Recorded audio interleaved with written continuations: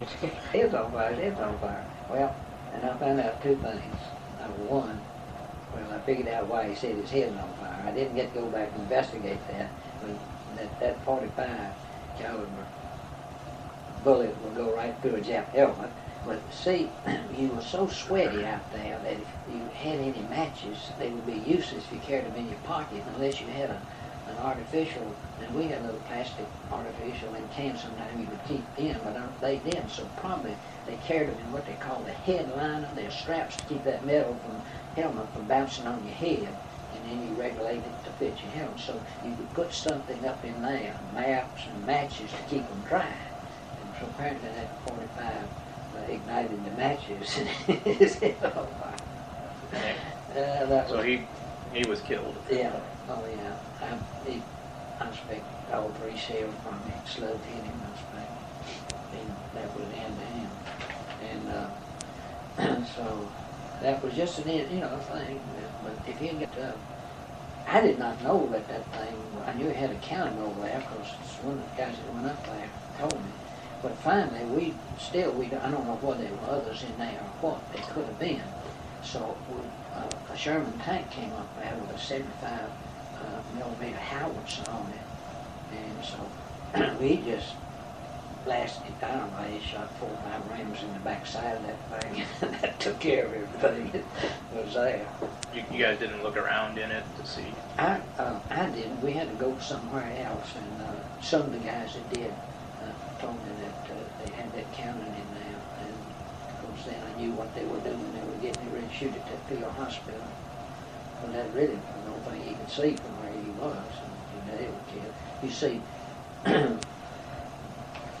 international law required that you not shoot your what we call corpsmen, because they were Navy corpsmen, or medics for the Army. They wore red cloths on the helmet, the front and back. But the Japanese, we couldn't do that with them. They're the first ones they shot. And they were not supposed to be armed. We had to arm ours. They all cut 45, and at times we had one there that got the firefighter rope and all, and he just picked up the M1 and decided he'd be a Marine like the rest of us. But that parallel is it's just unbelievable. Let's see, I've run out of time here. We were going up a valley. We went in, there was a valley in which some Marines had got shot up real bad. And they pulled out. We went about 10 days later to clean them out. And I learned that I think when we got up there. Now, the Marines never leave their net, never. But there are times when they have to. I saw a guy got hit on the ridge just several yards from me in the back of the head. And when a bullet hits somebody in the back of the head, it makes a noise you'll never forget. But and he just slumped on the side of that little hill, and the guys down below, the squad, they were starting to go over. He climbed up there, tried to get him with a foot to pull him down, and he got hit. The third one got hit. Just one after another, he went out with that long. And finally, the last one did get him and pulled him down. I'm afraid he's dead anyway. I never did know because I like that thrown off that hill. That's another story. Myself. And in this valley, I saw one dead Marine laying in front of a cave with 5 dead chaps arced around him and a small cannon behind him. Behind them. I don't know what happened there. But as we went in the valley, there was a barbed wire fence up there. That barbed wire fence was about 3 feet. There's 2 strands, I believe. And I saw a Marine uniform hanging on it. Now, field clothes, we call them dungarees, kind of an old loose-fitting jacket and pants. And they were together, and I said, well, I'd be drying their clothes out here. What's it doing? I went over to it. There was a body in there. Another sight that I can see this is good as it could be. In 10 days' time, the humidity says the body just was practically, the only thing was that greenish yellow greasy skin around the bones. Now they were everything else was gone. They had chopped off his head, his feet, and his hands, and put him there for us to see. I guess they wanted to scare us. How did it make you feel? Well, I wanted to get after him. And that's why I was telling somebody about the, later on down there, a buddy named Red got 75 in that bubble. And I was telling somebody, they said, how could you sleep that kill all those people? I said, I just mad as hell. Well, why are you mad?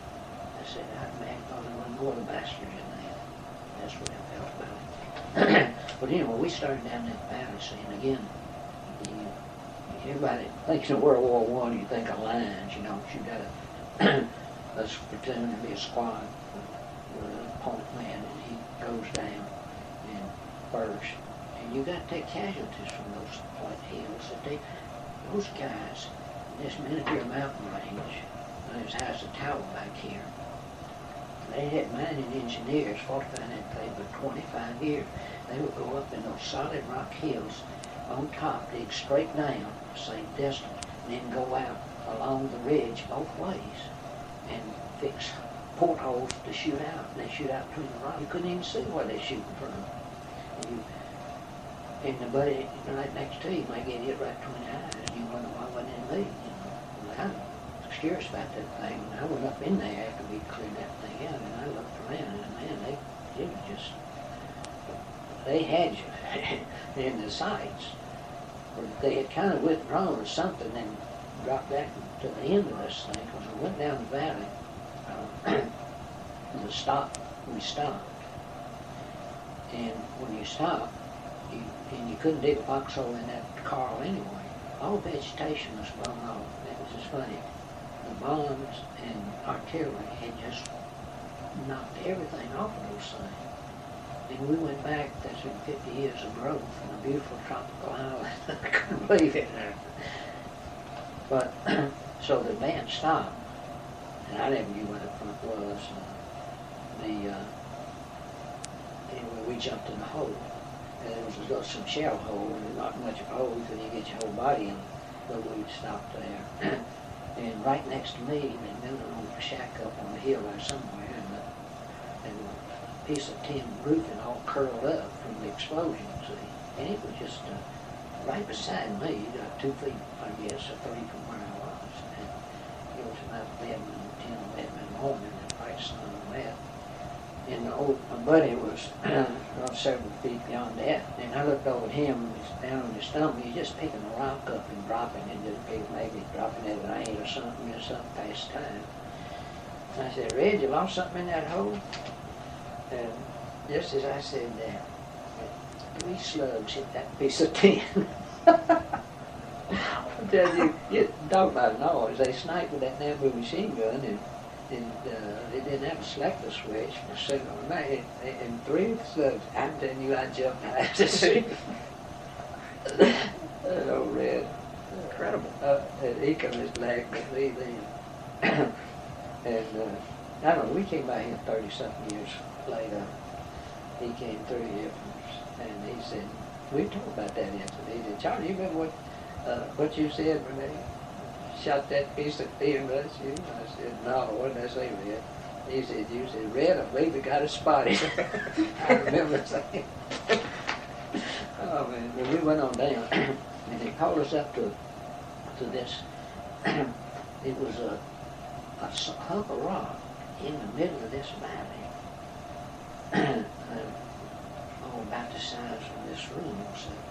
And in the front, it had an opening, I'd say about 4 or 5 feet wide and about 3 or 4 feet deep. And there was a machine gun emplacement. Now this cave they had, they arced it because you could way up the valley, and that's probably why they kind of shot at me from. They could.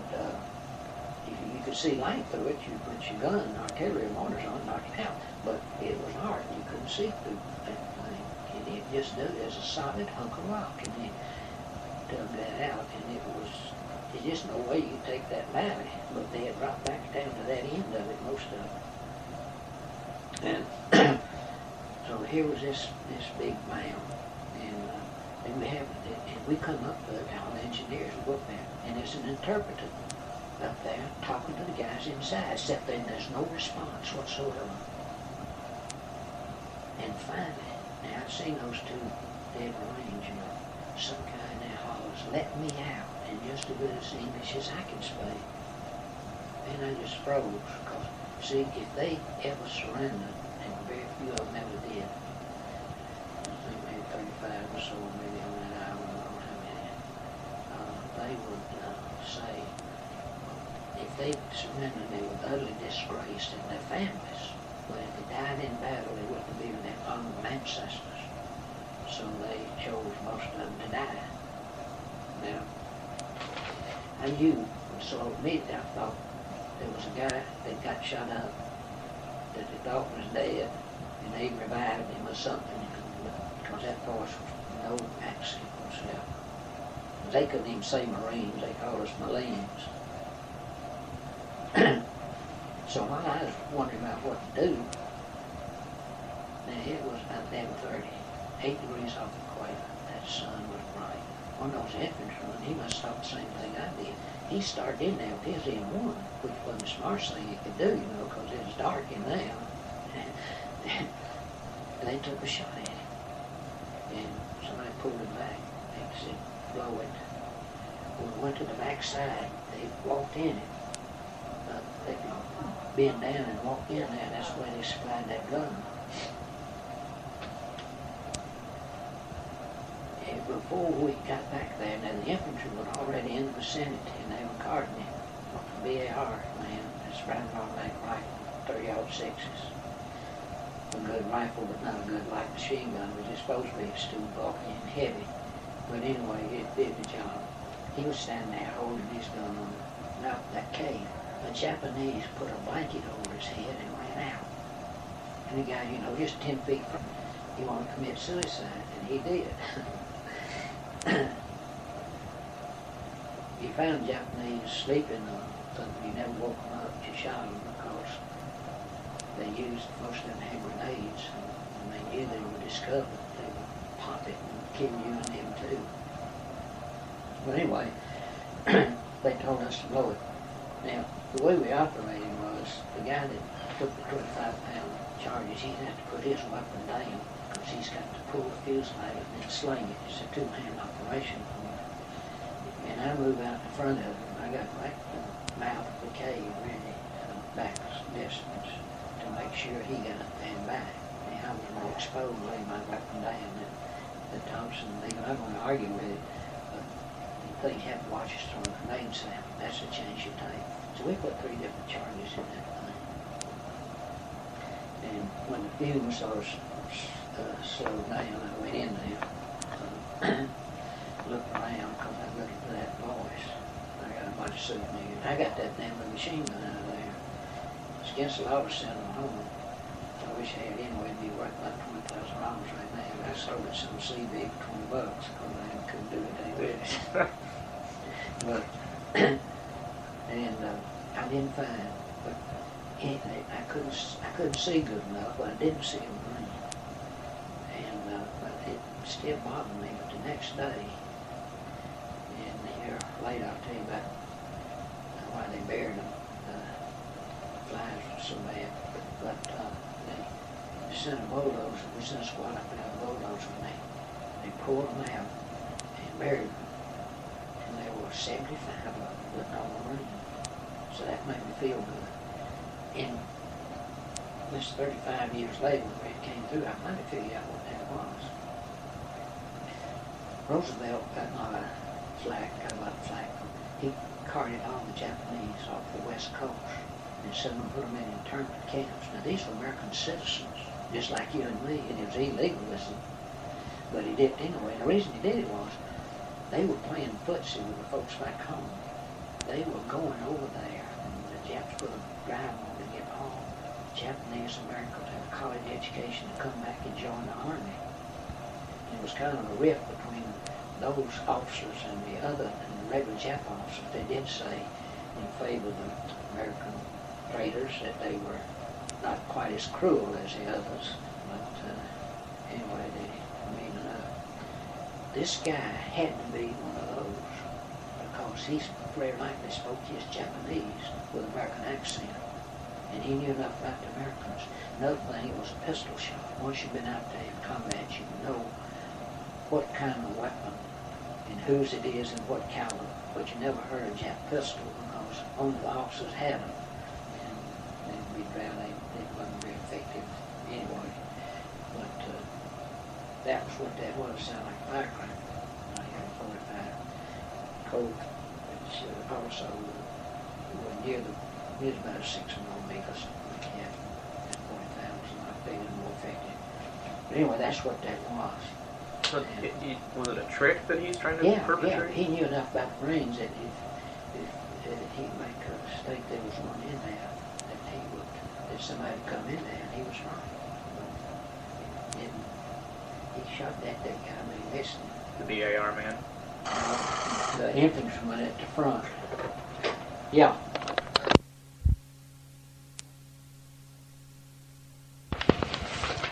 Okay, we've been talking about Peleliu. One question has occurred to me before we get back into it, and I wanted to ask you before I forgot about it. You had been attempting to get into combat, and that was your whole focus for joining the Marine Corps. But I was wondering how your folks felt about that.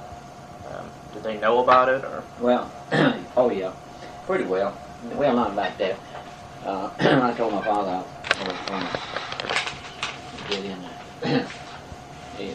The older I get, the more I appreciate the way, you might say, my brother and I were brought up. I had a younger brother, 14 months younger. He joined the Navy. And I guess one thing I remember about that was he left before I did. So, and I can remember all the people that get a draft notice and the families that go berserk, my boy's gonna get killed, and they see fight. I know on Peleliu I saw a documentary. For every man on the front line, there was 23 backing him up. You see, and that's where most of the people went. And and they was grieving, carry on, and one woman, she got the notice a kid did, and she alarmed the whole neighborhood, and even called the police, thought somebody was getting murdered. But I remember my mother, when my brother left, he walked to the front door, and she grabbed him and hugged him and kissed him and said, now you make Uncle Sam the best sailor you've got. And then she went back in the house and cried. I remember that. And she did the same thing when I left. My father, I told him I was going to join the Marines, and he said, well, you know, I'd rather you would. I said, I know you're going to go into the service, but I'd rather you join something else. And but it's your decision, and that's what it is. Now, I just couldn't feel comfortable in another outfit. Not that you're comfortable in combat. That was the way I felt about it. And my family greatly supported me, of course. Having them back home, that's nothing you fight for. Now, off tape, we were just talking about the way it was with the 81st Infantry Division there. Could you talk a little bit about that? There was a guy by the name of Sledge. I was in that V-12 program, him at Georgia Tech. And he ended up in the 1st Division, as I did, except he was in the 7th Marine 60 millimeter mortar outfit. Now, they put those guys right up close to the line. They put the 81 millimeter guys back a little further. But they got a lot of combat. And he told an interesting story in a book he wrote about Peleliu. And with the old breed? The old breed that was what we would call it, was a history of the 1st Marine Division. I have a copy of that if you want to see it.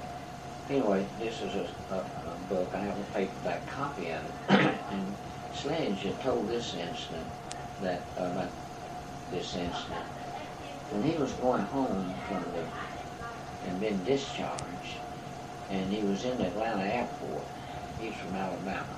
And this Army guy came up, and we have on the left sleeve a patch, 1st Marine Division. That was quite well known among World War II Pacific veterans. And this guy came up, grabbed his hand and hugged him, and he said, "What's wrong here?" And he had on an Army uniform too. And he said, "Well, I want to tell you what happened." He said, "Why I'm so fond of the 1st Marine Division." He said, "I was on Peleliu." And Sledge says, "I was too." And he said, our infantry outfit, we were supposed to take a ridge somewhere, I don't remember where, and it was a real hot spot. And so we pulled back. Said, "I got wounded." And said, "My lieutenant and my men left me up there. I couldn't move." And they was pretty seriously wounded. And he was yelling for them to help him, and they walked off and left him. Because going back and waiting for one guy, and they were Sledge and his Marine outfit were on a nearby ridge and witnessed that. So, and they saw the guy over there hollering and begging for help, and his buddies walking off leaving. They went over and brought him out. And that's where he is so fond of the 1st Marine Division. Another thing, one incident I know about was part of the 5th Marine Division was pretty badly shot up, and they could not. And you're in combat constantly, no rest really, just snatches of sleep at night, and somebody stays awake if you're 2 men to a foxhole all night because the Japs like to infiltrate, and you have to count on one of their banzai charges too. So you don't sleep too well in those things, but night after night it takes its toll. And they pulled at night the Japs were not doing anything at that time, so they pulled the Marines back so they could sleep and put the Army troops up there to just hold the lines because nothing was going on. And then the Marines would come up in the morning and make the advance. I mean, that was really stuck in my craw if they treated me like that if I was a combat outfit. And then at one time they relieved them with the Army troops, and the Japs took the land back, the ground back that the Marines had taken in an advance up there, and they had to get them off board ship to go back and retake that land because we were shot up pretty bad. And the Marines general took a lot of flack because he wouldn't use the Army troops more. They were saying, well, that's the reason he wouldn't use them, see? And you can't make that public, but this is things that I have witnessed out there. I thought about it, see, of course we were volunteers and they mostly were not. And I thought they were overtrained myself. My observation was that they had to depend on their officers, and they call them those lieutenants, they call them 90-day wonders, and these were people that could stay, whose parents could keep them in college, see, and in those days you had to have a little money to go to college most of the time, and then they would get a commission, and they were young, many of them, and they would not, and here they would have farmers, and bartenders, and working people under them, in many cases, well, I guess, quite older, and it was, I don't think they were probably as well trained, but as far as our officers were concerned, we never knew where they were, hardly at all, and didn't care. We just knew which direction we were going in, and we weren't going to be denied, you might say. So most of your leadership came from your sergeants, corporals, probably. Well, it's kind of funny. You thought you just did your thing. In other words, kind of the lowest thing that they might say the scrawniness and this sort of thing. For some reason, they use them for ammunition barriers, bringing up ammunition to the front for machine guns and riflemen, and those guys. There was one of those kids in the 5th Regiment there one day, I believe it was 3rd Battalion, there was a cave that was holding things up. And so they were studying the situation, how to best attack it. And this kid brought some ammunition up there, and he looked at it, and he just picked up a BAR, Brandon automatic rifle that's laying there, and grabbed some hand grenades. And while they were, Lieutenant was, they were in his enlisted personnel would think about what to do about it, he just went up there and knocked it out. So just And came back, put his rifle down, went on back carrying his ammunition. And it, so there was a lot of personal initiative. yeah, that's that. But they seem like high training. Well, as I went back earlier, I often thought about it. If we got in 20 miles into San Diego from Camp Elliott, we just about had a manufactured way to do it. And if we ate properly, quite often we'd have to steal the food from the galley ourselves or from the officers' mess. And so you just kind of did your thing, and you knew what you were going to do, what you should do, and like I say, which direction to go in. So at the time, you didn't really have any opinions of your officers either way. They were just sort of They were there. insignificant. And I remember one real good one that we had. He was a VMI graduate, and it's funny. A lot of them go to the military schools, and then when they came time to be commissioned, they'd select the Marine Corps. And much to the regret of the Army and the Navy, see, and they have that trouble in the Naval Academy. So many people want to go into the Marine Corps that I think I read recently, they just set a quota that they're just going to let so many in. And, but this real good lieutenant we had, he was up there, and if there's a demolition job to be done, he would just grab the charge himself quite often and throw it in. And so this was primitive fits, not on the front line. The infantry wants on the front line to have their people there. They know what to do. And when we were up there, they would send us back at night to set up a perimeter defense, they call it, around well, mostly it would be a battalion command post, and sometimes even regimental you might be. Now the bad thing about being there is when they started their artillery barrages at night and mortars, they wanted to get the command post, not the front line troops. So I've had the artillery to shake the ground and run me and kick dirt and gravel in the foxhole and everything. But so that was what they used us at night. But the infantry wanted to have people there for that. So we went back and back and forth. And this lieutenant was setting up this kind of hot spot. This was a perimeter defense. And toward this happened, I believe, on Okinawa, we started getting a few draftees in.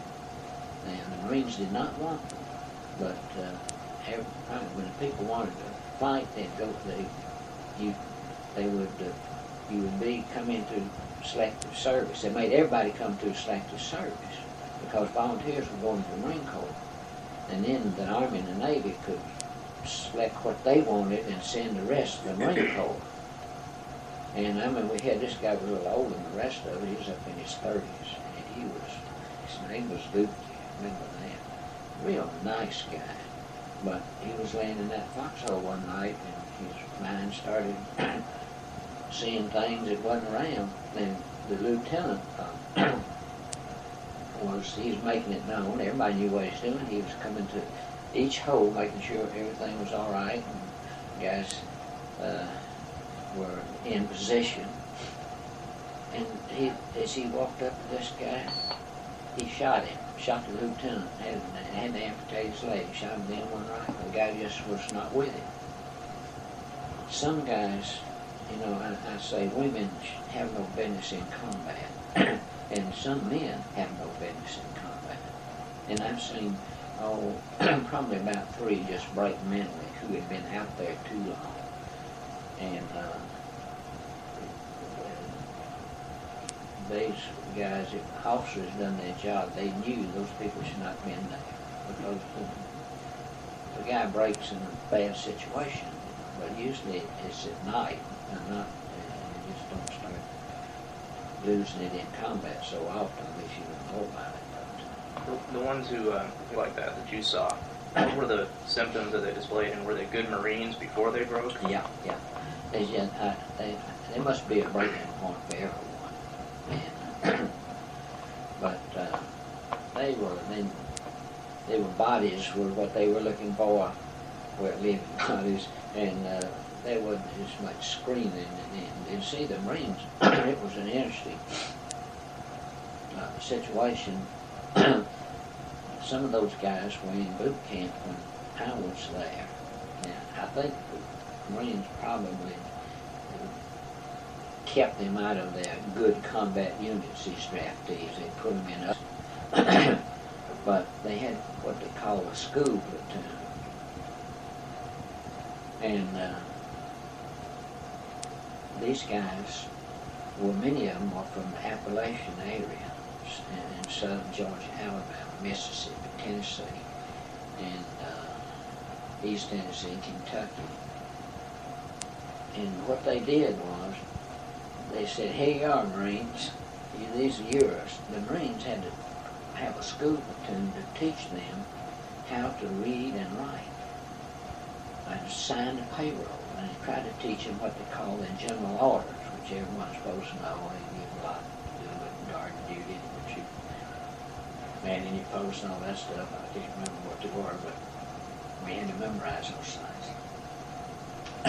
And these guys always, they brought guitars with them, a little more than the ordinary group would. We had 2, 3 in the whole company. But they would sit back there at night in this hut, and they would pick and sing, and we'd go over there and listen to them and talk to them. And it was interesting. There's one guy, I believe he was from Georgia. He was a preacher, and he said he couldn't read anything but the Bible, and that's the only thing he would read. and there was another one that, and now, prior to the war, the drill instructors, quite often, if they didn't like the way you stood at attention, they didn't like you, they would just slug you with their fists. Well, the war started, and so many people think that was outlawed in the Marine Corps. But they could stand in your face and call you every kind of dirty name in the book. Finally, they stopped that. But out on the drill field, and this guy, he had his rifle, no ammunition, thank goodness, and his bayonet is in its holster, holder, or whatever they call it. And this drill instructor called him a son of a bitch. And he took the bayonet out and started after it. The drill instructor ran to the boundary of the drill field, and a big fence like that around him, and he was trying to climb that fence when they caught this guy and pulled him off of it. The DI was trying to climb the get fence away to get from over because the this drill. guy was going after him. They just didn't do that stuff. Now, sometime we were in tents and sometime we were in huts, they call them. There really wasn't much difference. And when we, in boot camp, they issued you a bucket, about a 2-3 gallon bucket, zinc bucket, and a big scrub brush, and 2 or 3 bars of octagon soap, and about 3 cans of shoe polish. And they took it out of your first day, a month's pay. The brothers had a haircut, they gave them to shave your head. And what that was for, they had a place that you would go and scrub your clothes with that brush and hang them up. Your name was stenciled on it. And your name was stenciled on the bucket. And that had a certain place that was supposed to be on your foot of your bunk with your name out, so the inspecting officers could see what it was. And so they would call your name sometime, because they would come in for the inspection. And so the officer would look down at those in that school platoon and say, Private Jones, and Private Jones would be on the other side of the hut and hear an answer. They couldn't read. They put a bucket there, but they couldn't get the right one. And so this kept you busy, and they had old shoes, our field shoes, where the leather was turned outside where the rough part was on the outside, kind of really fuzzy. And we would take those, this was keep you busy, see. We would take that shoe polish and we had to put it on that raw leather and make those shoes shine. It would take about 3 cans per shoe to get it that way. And then there were certain ways you could make them really shine for inspection. Then after about 30 minutes to an hour of walking, they all cracked up again, and you have to do it again. So it was a thing that really just, you had no time at all hard for yourself to wear it, do whatever. And those guys, I remember, well, you want this on the tape or not, but this seems humorous to me, and they would urinate in bed at night, and and you found out to do that. At first, they would discharge people that did that. Yeah. And then they caught on to it that sure an officer that had some troops that did that, and so I think the Marines probably did the same thing and started knowing it. They would get them up at about 2:30 in the morning, called it piss call, just make them all go out to go to the latrine or the army. We called it the head, and they quit that. So one of them found out if you were as I say, I don't know whether you want this on tape or not, I guess you wrap it out. This because this happened, and because these boys were the talk of the recruit depot there, and this guy found a queer or had those tendencies, they would discharge you.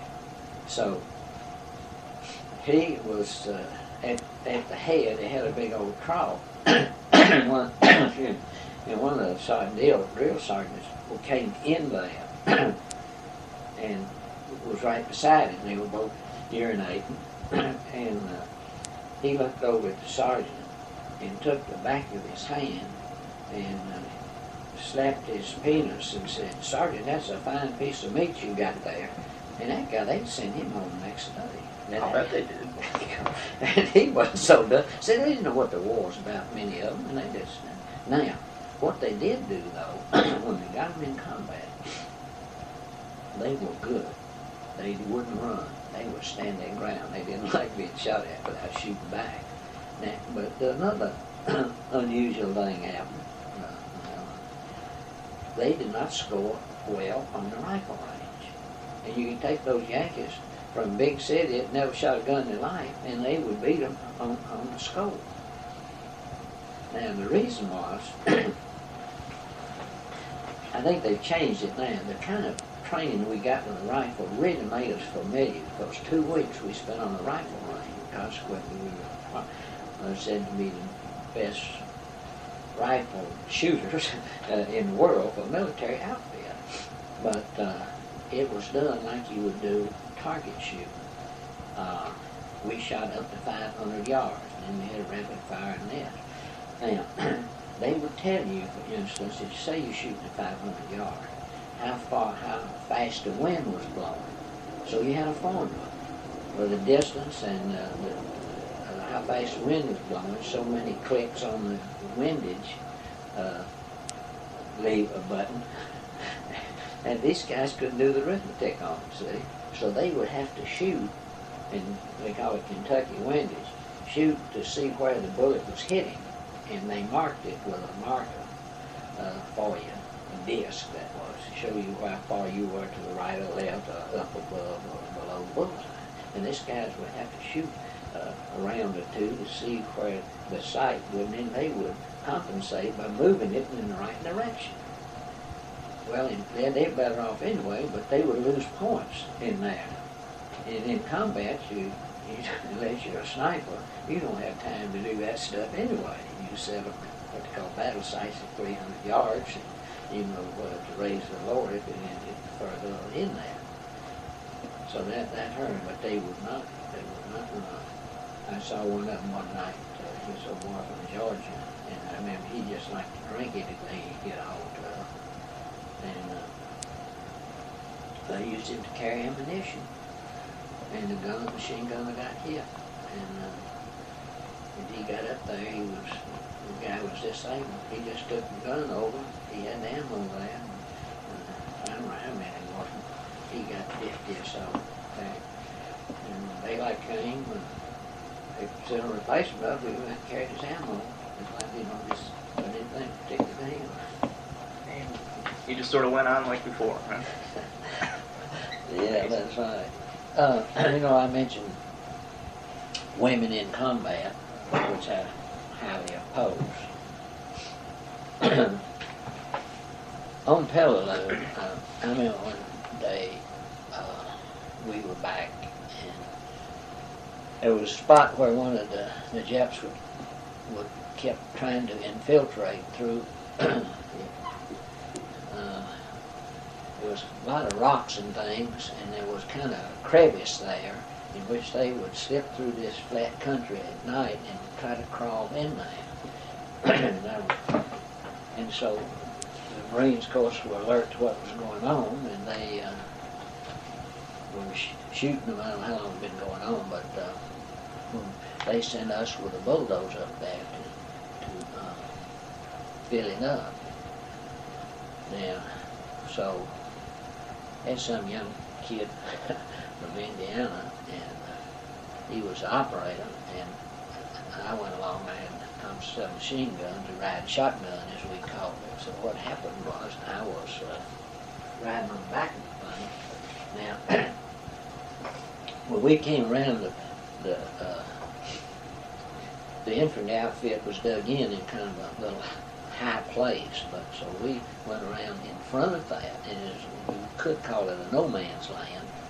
The Japanese snipers could cover it pretty easily, and although at the time there's no activity going, but we went up there to close that gap, and I was riding on the back of the bulldozer to make sure, because they can't hear, and they got to concentrate on what they're doing. So I was to protect him. Now, when I got there, were about 10 or 12 dead Japs that they had shot that night laying out there. Well, he had to run his bulldozer in that area, and so I thought we didn't have time to drag him off. That was for sure, because that was a dangerous spot. And I thought he'd just run him off with a blade. I thought that'd be kind of crude, but didn't do that. He just ran over those bodies. And I sat up there on the back of the thing, and the tracks on the bulldozer, how they are. There's arms and legs and hands flattering in, blood everywhere. I jumped off that thing, and I said, I'll cover you from over here. Because there's a better spot over there somewhere anyway, because he was turning this way and that. And because as soon as he got it done, we were out of there. And you cannot hear anything when you're driving one of those things, and you don't have time to even look around. I was thinking, that kind of thing, and some of the things that I'll tell you about on Okinawa, I just wouldn't want my wife in that sort of situation, or my daughter, or the people that go and read the mama of your children. I don't think ought to be, because that can scar people pretty bad, And I don't think I've had any bad effects of it, but that's my nature. And like I said, some men probably wouldn't do too well there.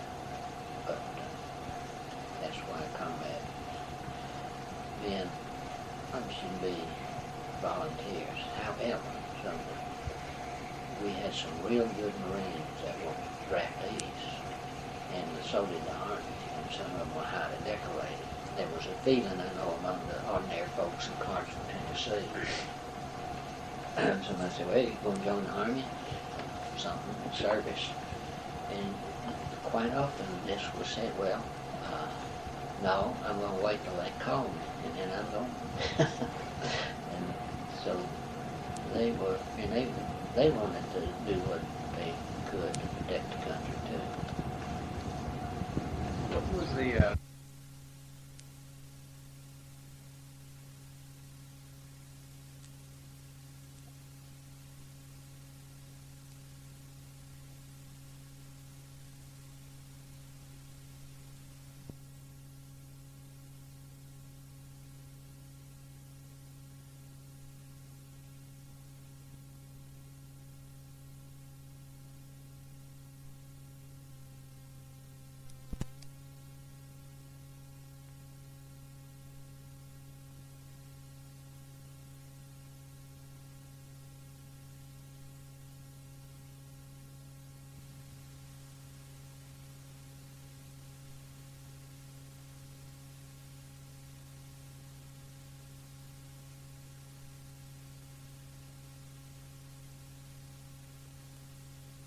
Knoxville was,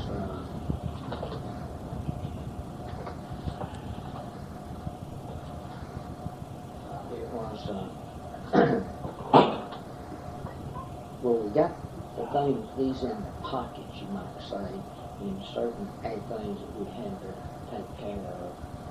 And I remember seeing, it was probably 300 yards from where we were. They got a direct hit on one of our 75mm howitzer batteries, and just to see the stuff flying up from over there, and wondering how many was killed. Those caves on that place were so well dug. As a matter of fact, there was one that they said was 5 stories in the hill, and they could keep a long, long time, because it well-supplied hospital, kitchens, and everything, 1,200 troops. And all the bombing and scraping that this person didn't get the needle, that's for sure, or even in the small ones. And then a 155mm rifle is a long gun. I think we have a range about 35 miles. And I saw one of those that was probably about 400 yards from the side of the bluff. Now, there's a valley there.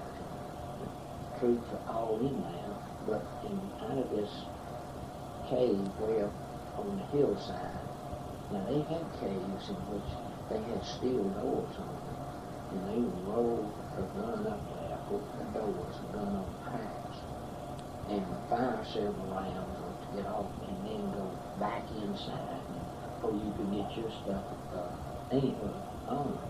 But this one big cave, they had this 155, that's the biggest thing I've ever seen. And every few minutes, they fired a round into that cave. They had those things so designed that napalm, which is what flamethrowers use, would not get there. They could go back, the napalm would not go back in there. Things to keep the stuff flows, if you get to them. And that's all they know on that 155 was shoot directly into that. Anyway, we were up doing a demolition job one time and got up over one of those things, and we could hear the daggone Japanese in there and smell what they was cooking in there. And you could hear them just jabbering away in there. And one of the boys got up there and he was talking Japanese, making up his own Japanese and talking back to them, and neither one of them knew what they were saying. Even that one, we took a whole case of TNT and dropped it down with a rope. He quieted it down. I don't know.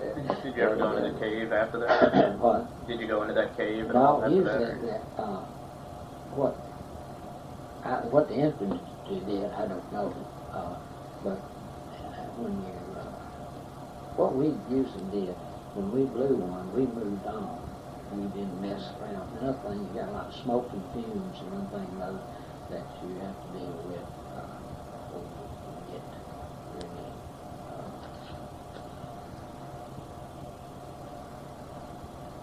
before it settles down. Usually we have to go on.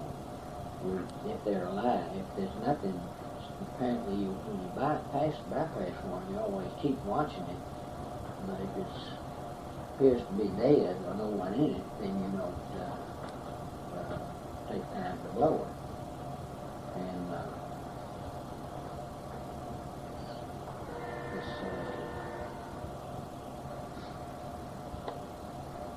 one of the things too on Okinawa is we would be back and then we would go up. There were times, let's see, I didn't get any work any mines on Pellevu, but the flies got there so bad that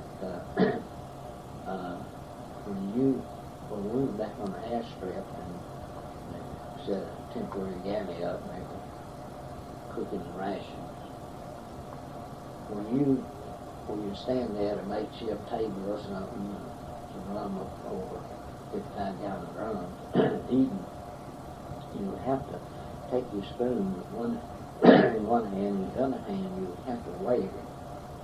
And you'd have to do that all the way to your mouth, because if you on your mess kit, that's what we ate out of, you wave it, you just dip your hand there.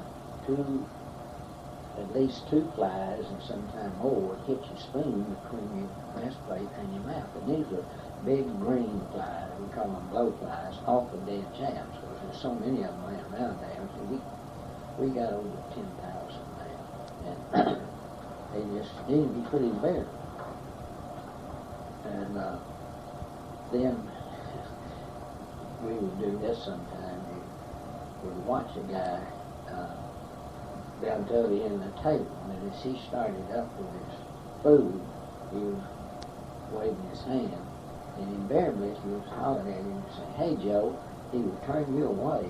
He would quit waving the flies off his spoon, but he'd keep on and put the spoon in his mouth, and he'd get 2 or 3 flies, and he'd start spitting, and you'd laugh at him. If you had food in your mouth and you opened it very wide, your fly would fly in your mouth. And that's how bad those things were around there. Did you ever eat one accidentally? I up and in and didn't know it. It's best that way. But I've spit them out of my mouth. That, you know. And they're just little things you couldn't take time to worry too much about. Oh, I remember one time we were back on the beach, and we had to go somewhere, a squad of us, to get some, remember this very flavor, get some ammunition, I mean TNT. And there was kind of a ditch, and we were down below the ground. There was about 12 feet or something. There was a drop off about 12 feet down the beach where we were walking. But this big ditch ran from the water on up there past the airstrips, as best I recall. Now, a long time, it could have been a tank craft thing, that's what it was. These were ditches that they would dig perpendicular to the water, so tanks couldn't go along there. They couldn't cross those things. If they did, they would nose down. Now, so when we got to that, I'm thinking that would sure be a sniper up across this airstrip in the hills. He could see right down there. And there were about 7 of them. I was right up the rear. And you were walking in the sand, it's hard to run, but sometimes you can't. And as they got to this place, they would stop, pause there, and run. It was pause, run. I said, now, that is a narrow ditch. A sniper, at the time he faces and moving across sand, he can see you and then pull his weapon. And they snipe with that little machine gun, which one squeezed the trigger, you got about 3 slugs coming at you instead of 1. So when it got to me, I said, I think that guy, he can anticipate with that perfect rhythm they're doing when the next one's going to come, and he starts shooting before he sees him. I said, I'm going to delay my departure. I was the last one, and I did. And about 5 slugs hit the water right behind me. Just as you went by, huh? No. I waited, and as I at the same time they were gone. So I was, but then I ran real fast. I remember that very distinctly. How'd you feel about that at the time? Well, was it real scary, or did you think about it, or? No. I don't know, there's a type of almost exhilaration when you're in combat. I guess the juices get flowing and you just, I don't know, in my particular, I always, I thought I'm not reckless. And I would think quickly, look like flash in the newsroom and so apparently I made the right decisions. I was telling you about this this place where we got red, and I got 75 in that big bunker. We went on down further, and it really got hot. Those Jeffersons, I said, this was a place about this big hunk of rock was just about as tall as a Salem store house. And they had gotten in the top, and they were shooting out between rocks and one thing and another. So we worked our way down and got up on top of that thing. And there were several, 2 or 3 openings. And what they do, they dig in down into the rock and then out. And they took some time to make pretty good sized room in there. And we got up on one of them, and they were shooting, going on like crazy. And that was, I believe I mentioned about the infantryman that started up the ridge and got shot in the back of the head just a few yards from me. And 2 or 3 others got hit trying to pull it down, but they got it down. Then, apparently, we got on top of the hill in which that guy was going to shoot from. And then there were 3 openings up there, big enough for a man to crawl down in. Now, we didn't go stick a head over those things, but it was dark in there. So, the guy that was in the headquarters platoon, who was a brilliant machinist, we had a machine shop, but when it wasn't set up, he was doing demolition work with us, and pretty good. So we were told to blow those holes. And those Japs were down in there, which was obvious, they were still shooting. So I took my Tommy gun over to cover one of them to make sure that, he could get up and do his job. He walked right by me. I was covering one of them, and he walked right by me and shot a few rounds in there to make sure that he got back from the opening, and walked to the next one. Now, this was one of the shakiest times. I mean, I was not only afraid of what might happen then, I was terrorized at this in the next few minutes. When you set off a charge, you put a fuse, crimp it into a cap, and stick it into the block of TNT, one of them. Then on the end of the fuse, you crimp a little black brass tubing thing with a little wire and T-handle coming out in it. You crimp that on the fuse.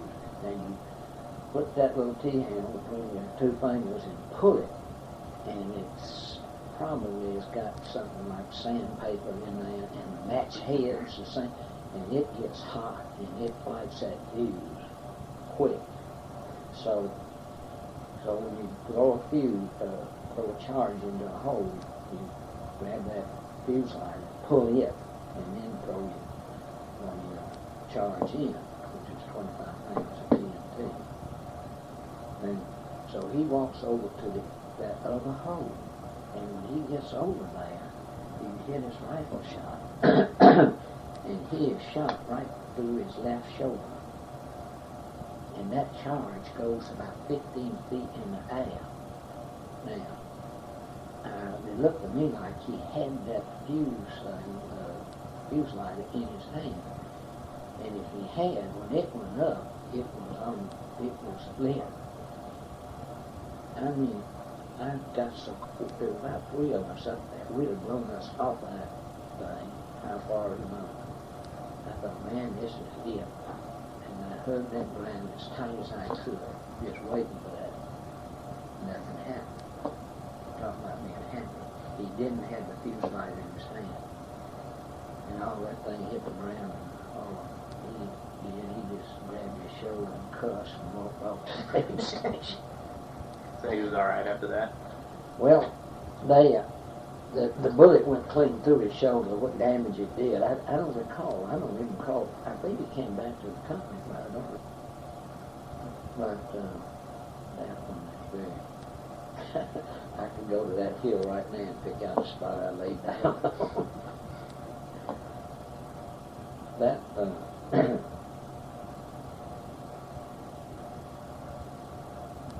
That's about all I recall about Peleliu right now. But those incidents are very, very, very clear in my mind. You know, talk about people that talk about it. When I went to Peleliu, they wrote an article in the paper, and I got several calls from people that have been there. And sometimes the daughter went up to me and said, "I want you to call my father." I said, "He's on Peleliu. He won't talk about it." The combat men are like that. Most of them are not. They just don't want to be reminded of that, because nobody can understand. And they end up making what sounds like really stupid comments or asking stupid questions, you know. Were you scared and things like that? Well, I feel like this, and I've talked to students quite a bit about it, this generation should know what went on, what price liberty, freedom, whatever you want to call it, because it's really very difficult to explain what it is. But I think every kid before he graduates from high school or college should have had to study the Battle of Guadalcanal and another Saipan, Evo or something like that, probably. And then a couple of big battles in Europe. But that's know just what it is, because they wouldn't have the freedom to, or the professors and teachers wouldn't have the freedom to ignore those things if we hadn't done it, see. There was some very definite plans set up for what to do with the United States when the war was over, and they won. So, as I said, Peleliu stays on my mind more than anything. They're much more than Okinawa. And by the way, many of the people that talk about combat in World War II or even in Korea and the other battles that we've been into since have not really been in combat. But I don't have some of them come and talk to me, and once I let them know that I was a combat engineer in the 1st Marine Division, they changed the subject.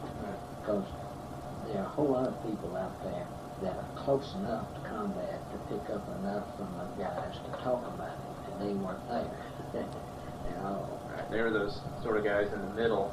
There were the combat troops at the front, and then there were the guys way back in the rear areas, and then there were those guys sort of in the gray area. I've heard that from others too, that they were close enough to sort of have a little beard or something, but not really in the action, I guess. Well, when we had Okinawa, that was one of the happiest Easters I've ever experienced. Having been through one invasion, and that wasn't the first wave. The people that you really have to respect are those guys that they're not paratroopers, they're not rangers or raiders or this sort of thing. They're there day in and day out, all night, and just sit there until you can hardly take a step sometimes. You're so worn out, but you still do what you got to do. The infantry, that's the ones that are really, they fight the wars. And, I admire the aviators and the bombers and all that, but they come back and they're sleeping in the barracks and one thing about it. We out there in the mud. I didn't have as rough as the infantry had, but in any particular spot, you can have some pretty touchy things. When we were getting ready for Okinawa, we were making in our shop steel ladders. About 40 feet long, pipe, and and then we practiced throwing those things up against bluffs and leave on a log canal up in the news. And they didn't tell us anything, but you can draw a conclusion. You want to climb over those things, and you're going to, first thing you're going to hear and feel very like a bamboo machine gun. So we made them, but we never saw them again. I don't know what happened, what they were. I didn't see any place to use them unless some aerial photography misled them. Now, we faked the Japs out. They put the 1st Marine Division and the 6th Marine Division. When they faked the landing on the ocean side on the east coast of Okinawa, and then we went around and landed on which was in, I guess it's the China Sea. And then we were really prepared for one that day, and we landed without any opposition. We walked all the way across the island, and I never saw it again. Somewhere they had moved out, the Japanese, and went south, and which we would be introduced to later. But I can remember that was the happiest East I've ever had. The land without a shot being fired. It was like a dream, wasn't it? What? It was like a dream come true, wasn't it? Well, and you didn't even dream it. You didn't think that would ever happen. But once you've been on one, you know.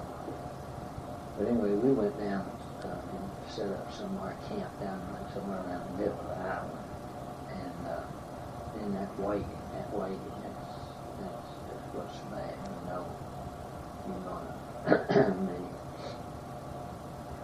you know what to expect.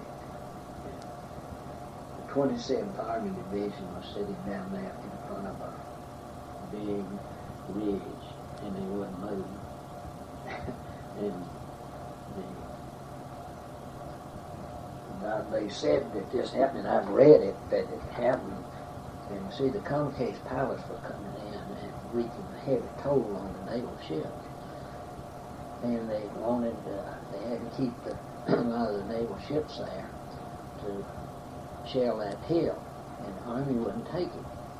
You know, the Army, the Admiral was quoted as saying, telling that Army General in the field of battle one day, him, if you don't start moving, so I can get my ships out of here, and I'm going to turn my guns on you.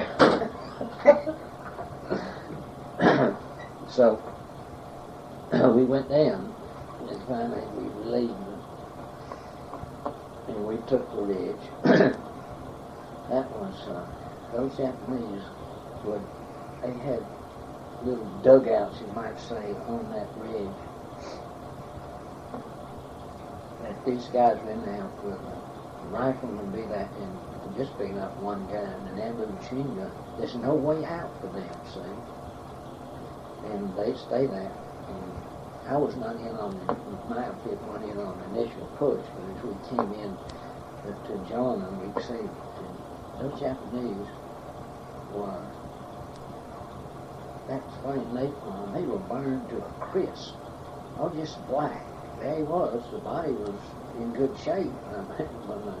The shape of the body was still there, but just a crisp. And some of them would stay there, and the flamethrowers would get down in there and run out with their tails on fire and things like that. And after we took that thing, then we started on the south.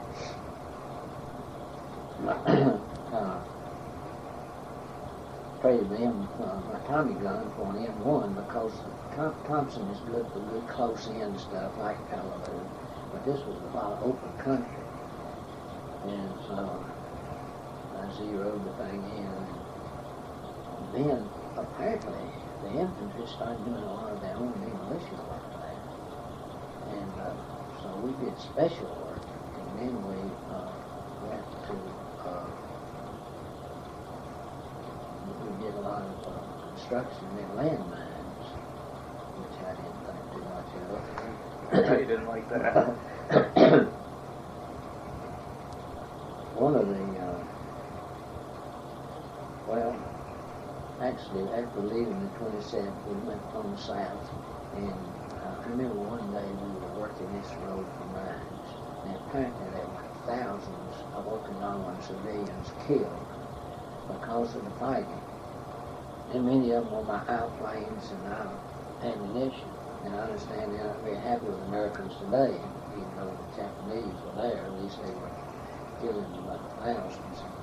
We did everything we could. Apparently they dropped pamphlets, told them to stay put, or they would come back through the lines. And one of the most pitiful things that I've ever seen was a frightened old man with a baby strapped to his back. The Japanese wouldn't let them come to us, many of them. I think they wanted to use them as shields, apparently. But this old man, we would get close to the island, and the civilians just streaming through our lines.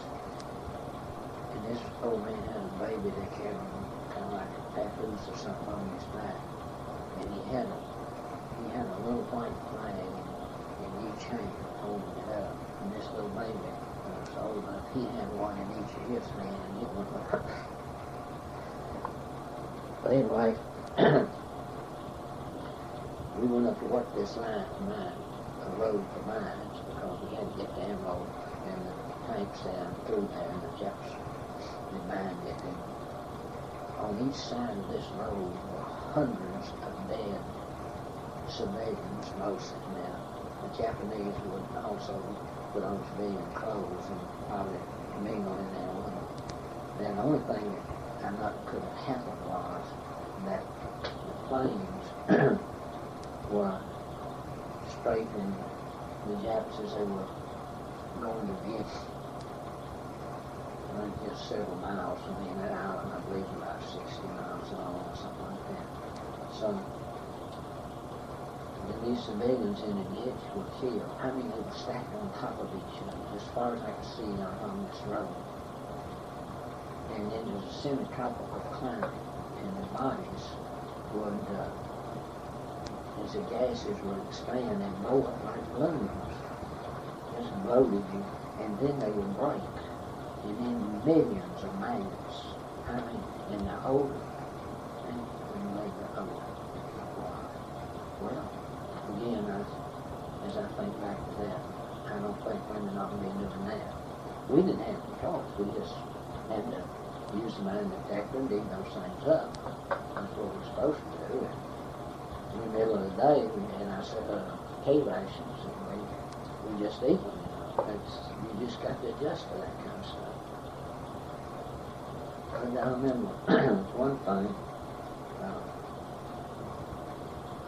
we were working with some mines. We got a metal detector in the company, this big bulky thing. It had vacuum tubes that didn't have transistors. And none of the guys, they didn't know how to use it. And no one, and you just learn not to take on any new things, you know. I always think fascinated me, so I got me a book and I adjusted the thing, no problem. And so they sent old Possum Head Stroud, that's what I called him, he's from Maryland, Tennessee, and I went there, worked this road so we could get the trucks down there. And so we got there, we found the mine, that thing must have been about a good 2 feet in diameter. Now that was an anti-tank mine.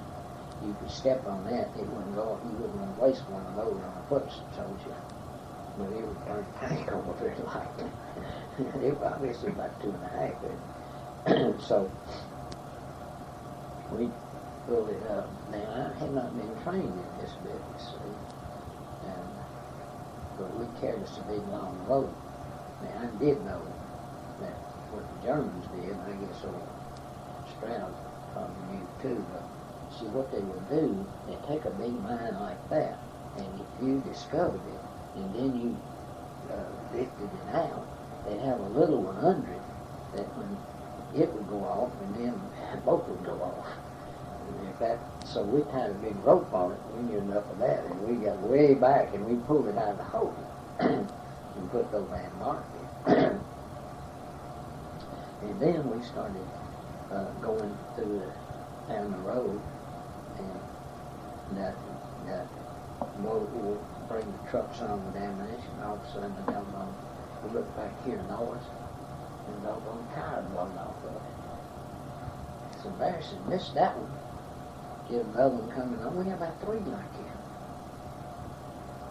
And what was happening was, those damned officers knew good and well that these were anti-personnel mines. And we were just, the Lord was with us. We just, for some reason, we didn't step on them. And what it was, their mines were not metallic, they were pottery mines. And those officers knew that. That's probably the reason one didn't show up. But to send us up there with a magnetic metal detector to get those things. Looking for anti-tank mines, not anti-personnel No, mines. they just see they got a call from headquarters, clear that road of mines, and they sent us up there. They knew good and well that those got some pottery mines. I didn't know it, or they would have got me up there, you see. But it was just something you think back. Why I got my legs on it, I don't know. I thank the Lord for that, right? Because maybe we're looking at Henry Earl Stroud. And another kind of a funny thing happened up there. These supply troops, quartermaster troops, and Navy guys would get off board ship, and they would come and go in these caves. A lot of them. There's caves everywhere. And old,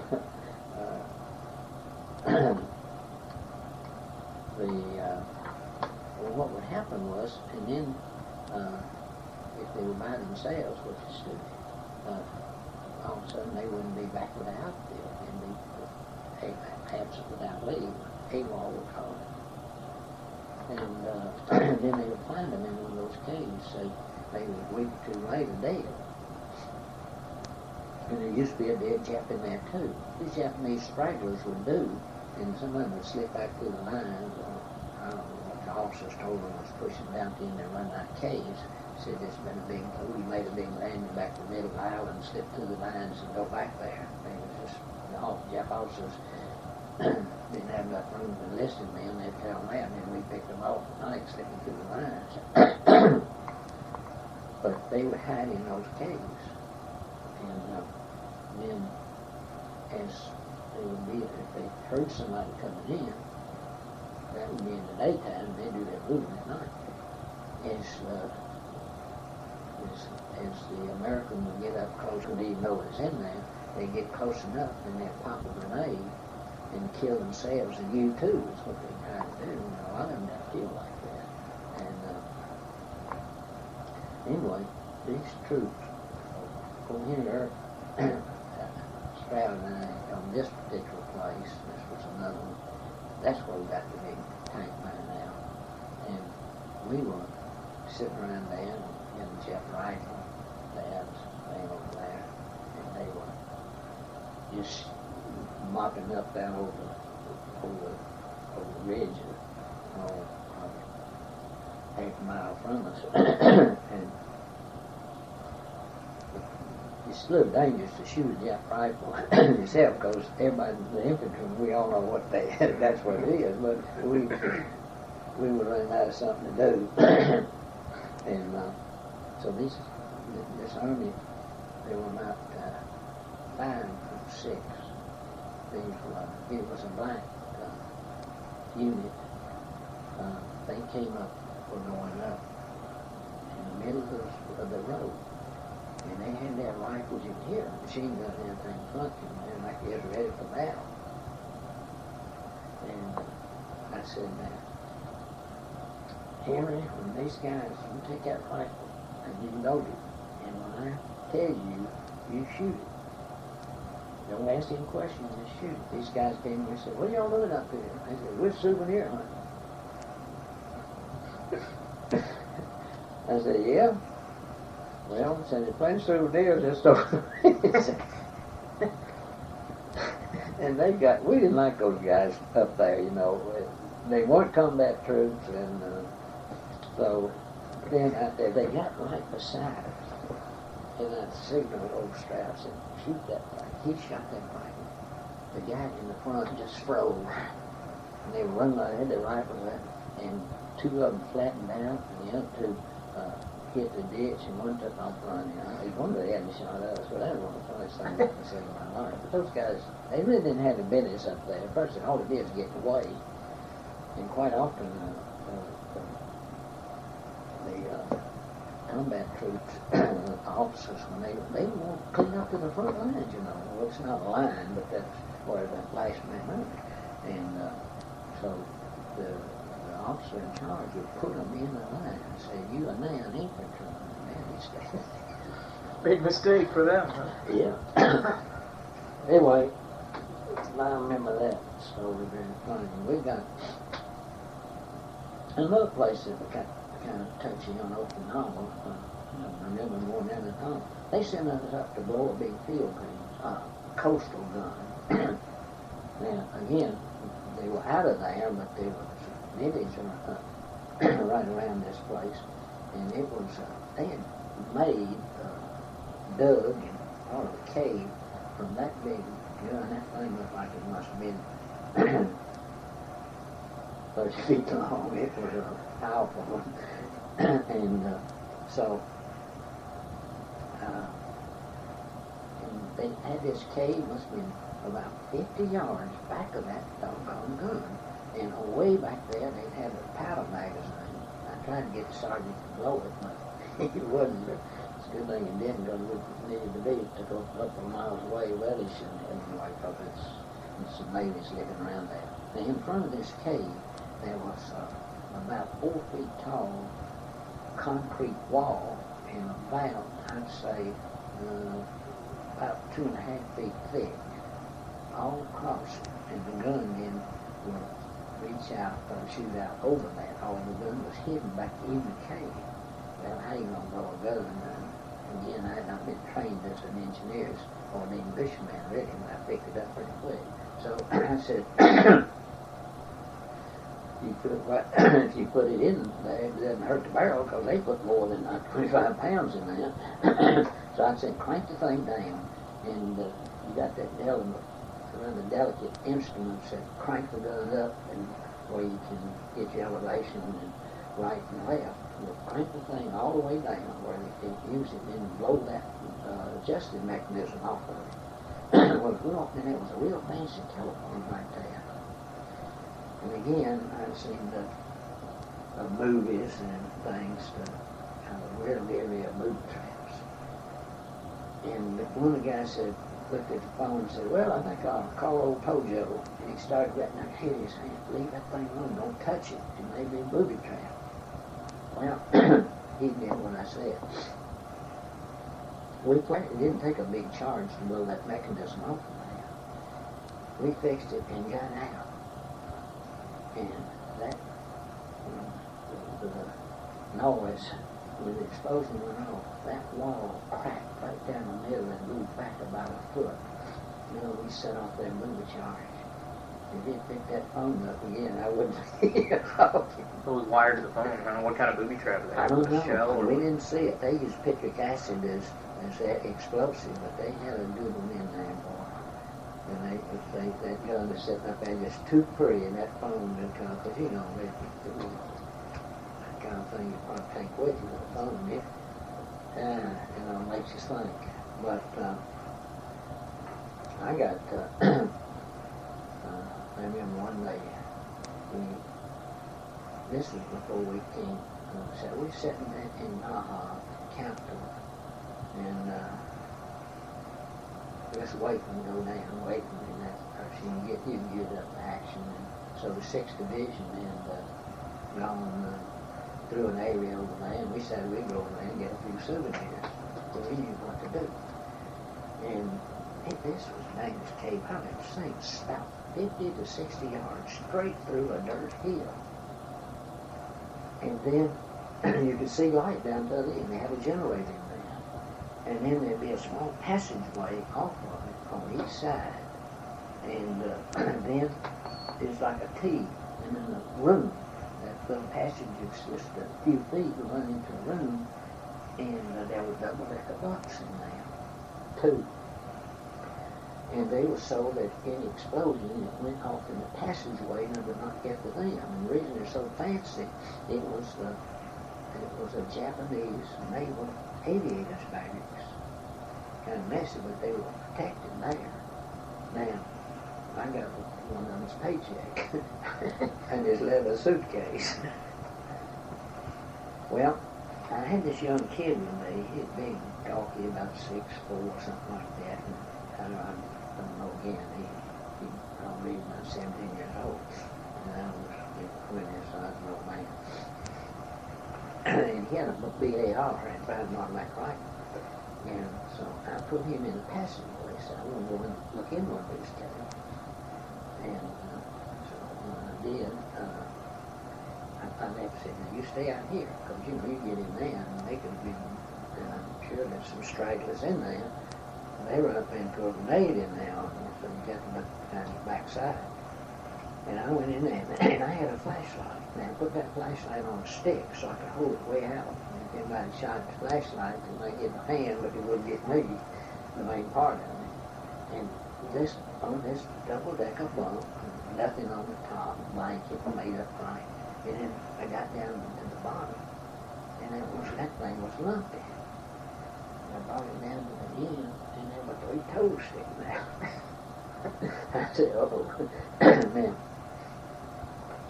First thing I ain't gonna do, I'm not gonna run out of there, but I didn't want to have enough for a .45 pistol. And I didn't want to start shooting because I didn't want to scare the kid. I didn't know how calm. This was his first operation. and I didn't want to holler at him because they speak English, many of them too. All this went through my mind just like this. And I couldn't get his attention. He was looking the other way, I tell. And so I backed over where if he did get excited, I put about 3 or 4 rounds through the blanket. Again, I figured I'd have to assume he's got a grenade, and I know he doesn't want to surrender. And I pulled the blanket off of it, and he got a grenade. But he had a shell. It was a seashell right up in his mouth. He'd been drinking something out of it. And he had a big shrapnel wound up beside his head. And, but he was not, I expect he was still alive, because he was clammy, but not, he would not speak to anybody. That was an interesting kind of thing, but he did not wake him up on that. Well, back up to that hill where we had those, quartermasters and troops go up looking for souvenirs. It's kind of an interesting thing. There were sugarcane fields with little drainage ditches. What the Japanese would do, they were officers telling them to come go back to the middle islands so the officers had enough cave space to hide in. And they would hide in those fields, and they would pull the old sugarcane on it all the way down. And so they had infantrymen out there, squads with dogs, and they would go into the field, and we could just watch them. The dogs would point something, they'd come in, and you hear their weapons fire. Like I said, you didn't wake them up, and then they go, and there was them collecting any souvenirs. The Japanese had something called a 1,000-stitch belt that nearly every one of them wore. And it was a cloth they wrapped around their waist, and they had before they left the country for battle, they would have on this busy street corner, they'd stop every female that came by, and she would put a stitch in that belt. It's bringing good luck. That's all. Those infantrymen you saw, were they using German shepherds? Were those the kind of dogs? I'm not sure. They had a dog. I think they lived with a dog platoon, they called it. And I think they used Doberman of those, and I don't think they were all like that. They took a good healthy dog with the right temperament. And they used them for delivering messages and things like that. But this was the first time I had a big sniff of them out. get hot out there and everybody's kind of smelly anyhow. And Jefferson, it's in the smell of it. And in the sprinkling, you go out there and find you hardly ever see one that's alive. But they're sitting up there. The Marines got accused of a lot of times